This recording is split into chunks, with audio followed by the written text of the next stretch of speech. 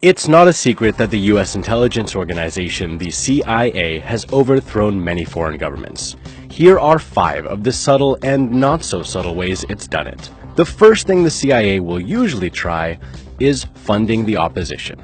This is the safest and easiest method for the CIA. It can be as simple as giving money to opposition groups or as complicated as supporting a military coup.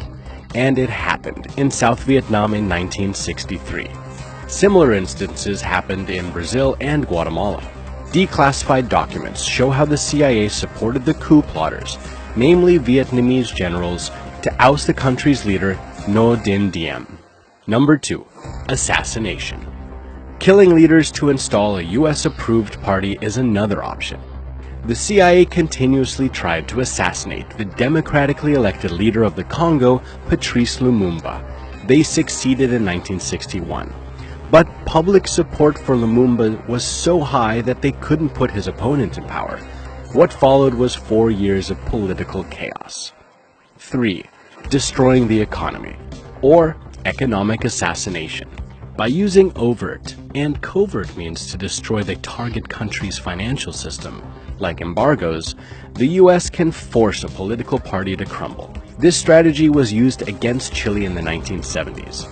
After Salvador Allende's unyielding policy of nationalizing the country's major industries continued, much to the disapproval of the US government, President Richard Nixon told the CIA to, quote, "make the economy scream." The agency also worked with 3 Chilean groups which planned a coup against Allende. The US constantly worked to undermine the Chilean economy until General Augusto Pinochet replaced Allende in a military coup in 1973. Number 4. Media takeover. The CIA will buy and use newspapers, TV, and radio stations to change public opinion and push anti-government rhetoric. This is what it did in Rome, Italy in the mid-20th century. The CIA bought and owned 40% of the Rome Daily American, initially to keep it from falling into communist control. But a former CIA official later said, quote, "It's easier to buy a reporter, which we've done, than to buy a newspaper." And the agency has kept many American and foreign journalists on its payroll. Number 5. Creating chaos. Causing panic among the people and creating social tensions through street protests is another way the agency has overthrown governments. And making sure the protesters don't know the real motives are also key. The fact that Iran's democratically elected leader Mohammad Mossadegh nationalized an Iranian oil industry previously operated by British companies was not very welcome by the US and the UK. The 2 countries instigated a coup to overthrow him in 1953, mainly through the efforts of the CIA.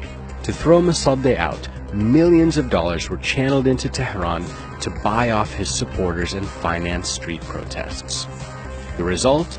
Mossadegh ended up living the rest of his life under house arrest. This is what we do know about the secretive organization. But who knows what we don't know?